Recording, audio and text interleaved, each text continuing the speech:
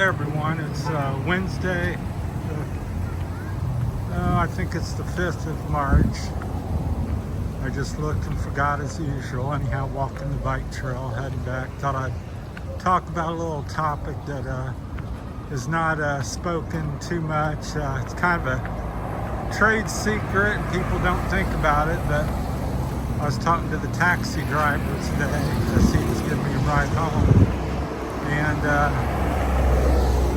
I asked him about the traffic here in the Philippines over the last 5-10 years. He said it's multiple times more cars, and he was talking about they're very inexpensive to rent, buy here or put money down on. You don't really own it, which is a problem I'll talk about here shortly. But you make low, easy payments. The way they trick you into it. And my proposal or idea I've been taught or thought about over the years is that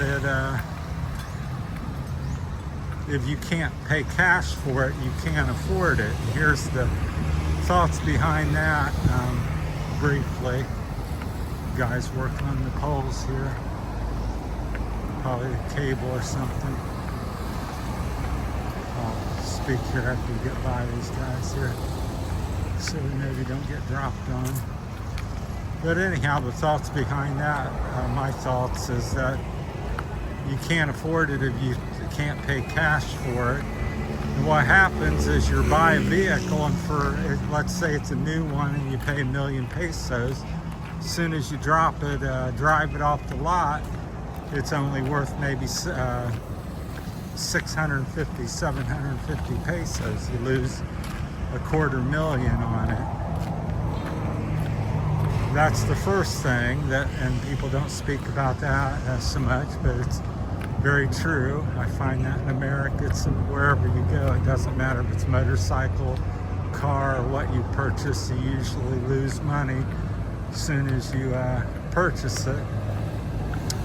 The second thought, if it's, let's say it's a new Toyota of some sort, and you drive it for about 1, 2, 3 years, then you have the payment on it still, and now you have you need new tires on it, let's say, new brakes and new tires.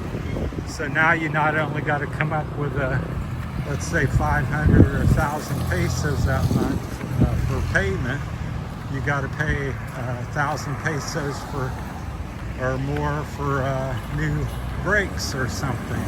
So now your payment for the month is let's say 2,000 pesos or something. So it's doubled, which is a problem for most people because they didn't think about that. They just thought about the easy payment and got roped into it. So it's a mistake many people do in America. I would say 70% of people in America don't own their cars. They're making payments. So I think it's a big problem here in the Philippines because of the low wages and income. So be careful that when you're buying a motorcycle or car, don't get tricked into making the easy payment, because the easy payment often doubles and triples and quadruples after 2 or 3 years of ownership. That's why there's a lot of used vehicles here, or repos or something, because people fell into that trap and then they lose all their money that they had worked on for the vehicle because they can't afford it. So try to avoid that as you go along. A taxi driver, he was saying that he pays 1,100 pesos a day, I think it was, to have the taxi, and then after that he makes money after that. So I was calculating maybe 4 or 5 rides before he starts making money. So that could possibly be 2 or 3 hours, and then the rest of the day he's starting to make some income. He was saying that some days really doesn't make anything, and other days he does, does okay. So, sorry, the camera works kind of bad. There's the big church over there. It's beautiful.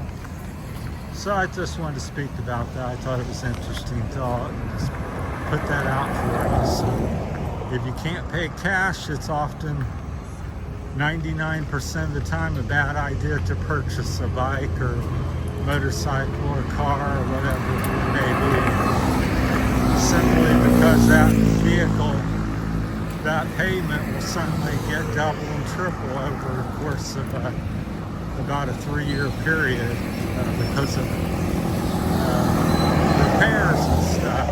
People don't calculate that in. Got to change the oil, got to get new tires, new brakes. Something breaks on it, water pump breaks, radiator breaks. There's a TV. People getting off school and work. It's about 4:30, 5 o'clock here on a Wednesday. I think it's the 5th. I always forget after I look at it, but well, keep that in mind. Let me know what you think in the comments. That's just a school of thought from an old American here in the Philippines. So, because I think I see the Philippines as America 30 to 50 years behind us. So they're kind of following suit. I've been told that, many places here just got electricity, like Santo Tomas. I think somebody said electric just came in the 80s.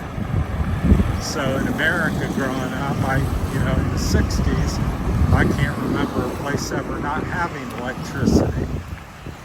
So probably in the 20s or 30s, there might have been some towns or cities that didn't have something. So I think the Philippines is mimicking the West, being America, but it's just 30 to 50 years behind. So now there are just so many cars on there. It really surprises me here in Iloilo how many cars there is. I would say maybe 50% or something are vehicles now.